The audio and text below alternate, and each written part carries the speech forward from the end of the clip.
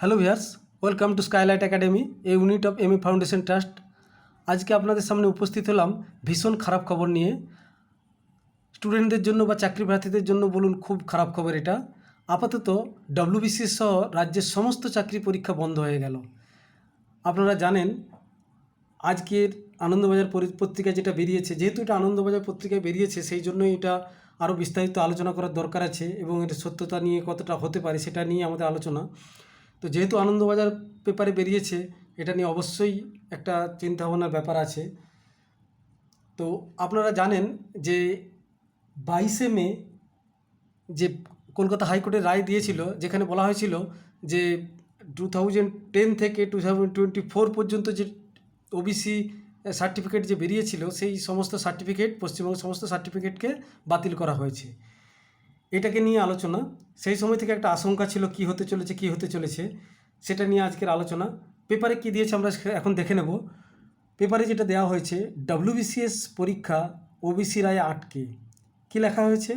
সদ্য সমাপ্ত লোকসভার ভোট প্রচারে অন্যান্য অনগ্রসর শ্রেণী ওবিসি শংসাপত্র সংক্রান্ত কলকাতা হাইকোর্টের রায়ে মানেন না বলে ঘোষণা করেছিলেন তৃণমূল নেত্রী মমতা বন্দ্যোপাধ্যায়। এবার সেই রায়ের কারণে আপাতত ডব্লিউবিসিএস সহ অন্যান্য চাকরির নতুন প্রক্রিয়া থামিয়ে রাখার সিদ্ধান্ত নিল রাজ্য সরকার। অর্থাৎ এখানে একটা কথা জেনে নেওয়া দরকার, এবারের রায়ের কারণে আপাতত ডব্লিউবিসিএস সহ অন্যান্য চাকরির নতুন প্রক্রিয়া থামিয়ে রাখার সিদ্ধান্ত নিল রাজ্য সরকার। অর্থাৎ নতুনভাবে যে প্রক্রিয়া শুরু হবে সেটাকে বলা হয়েছে, যেটা রায়েও বলা হয়েছিল নতুন করে কিছু এটাকে ব্যবহার করা যাবে না। যেটা হাইকোর্টের যখন রায় দিয়েছিল যে ওবিসি সার্টিফিকেট বাতিল করা হচ্ছে, তখনই কিন্তু বলে দেওয়া হয়েছিল ওবিসি সার্টিফিকেটকে এর পরবর্তী ক্ষেত্রে আর ব্যবহার করা যাবে না। তারপরে কি বলা হয়েছে পেপারে? হাইকোর্টের রায়ের ওই বিরুদ্ধে সুপ্রিম কোর্টে আবেদন করতে চলেছে নবান্ন। প্রশাসনিক সূত্রে দাবি, প্রাথমিকভাবে অন্তত স্থগিতাদেশ পাওয়ার চেষ্টা হবে, তারপরে বাকি প্রক্রিয়া নিয়ে সিদ্ধান্ত নেবে নবান্ন। প্রশাসনিক বিশেষজ্ঞদের মতে হাইকোর্টের রায়ে নতুন চাকরি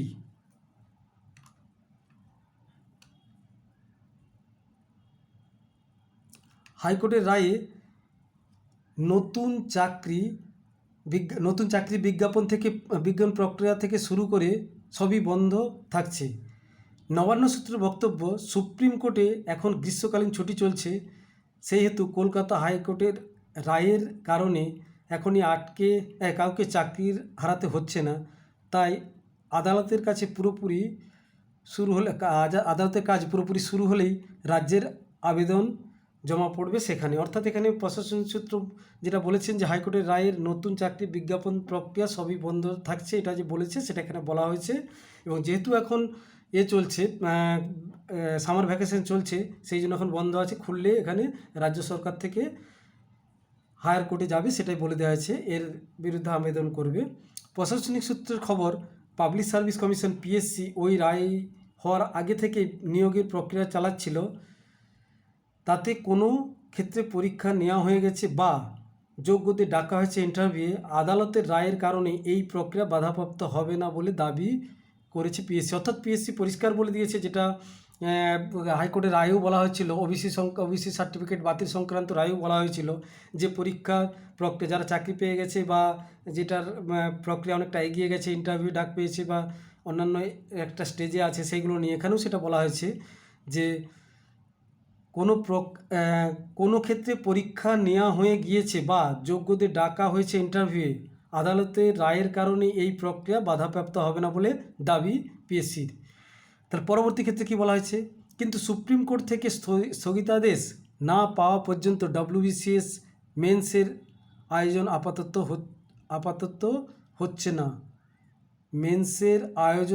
হচ্ছে না। এখানে কি বলেছে একটু দেখে নেওয়া দরকার।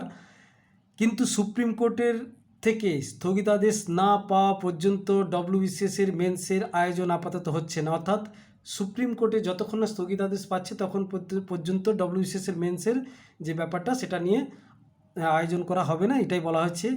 এক বিশেষজ্ঞের বক্তব্য, প্রাথমিক পরীক্ষায় প্রার্থীদের স্ক্রিনিং হয়, যেটাকে আমরা প্রিলিমিনারি পরীক্ষা বলে থাকি, সেটাই বলা হচ্ছে। তারাই বসেন মেন্সে, অর্থাৎ যারা স্ক্রিনিংয়ে পাস করে তারাই সেখানে যে স্ক্রিনিং হয়ে যাচ্ছে প্রিলিমস পরীক্ষা, সেই স্ক্রিনিংয়ে যারা পাস করছে তারাই মেন্সে বসে, সেটা নিয়ে এখানে বলা হয়েছে।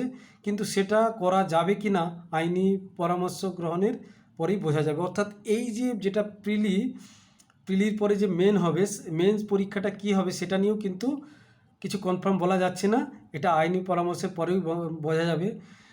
তাহলে যেটা শঙ্কা ছিল যে এই যে রায় বেরিয়েছে ওবিসি সংক্রান্ত রায়, তারপরে কি হবে, এখন সেটাই দেখা যাচ্ছে যে আমাদের শঙ্কাটাই এখন বাস্তবের দিকে চলছে। খুবই খারাপ খবর, খুবই খারাপ খবর পরীক্ষার্থীদের। এটা মানে একদম এই রকম বাজে সিচুয়েশন বলা যায় না, মানে ভাবা যায় না যে এখন পরীক্ষার্থীদের সমস্ত ওয়েস্ট বেঙ্গল গভর্নমেন্ট থেকে সমস্ত কিছু বন্ধ থাকবে। এটা খুবই খারাপ খবর। তো এই নিয়ে ভেঙে পড়লে হবে না, যেটা অবশ্যই কিছু ভালো বেরিয়ে আসবে। আমাদের ওয়েট করতে হবে, ধৈর্য ধরতে হবে, এটুকুই বলার। এছাড়া কিছু বলার নেই আর। এই মুহূর্তে ভীষণ ভীষণ খারাপ খবর, এর জন্য খুবই খারাপ লাগছে। আপনারা একটু নিজেদেরকে সামলে রাখুন, অবশ্যই কিছু ভালো, খুব তাড়াতাড়ি কিছু বেরিয়ে আসতে পারে, এটাই আশা করব। সুপ্রিম কোর্ট অবশ্যই চিন্তাভাবনা করবে যে পরীক্ষা যেহেতু বন্ধ থাকছে। তো যাই হোক, আজকের এই পর্যন্ত আলোচনা। যদি ভালো লাগে অবশ্যই লাইক করবেন, শেয়ার করবেন, সাবস্ক্রাইব করবেন। Thank you.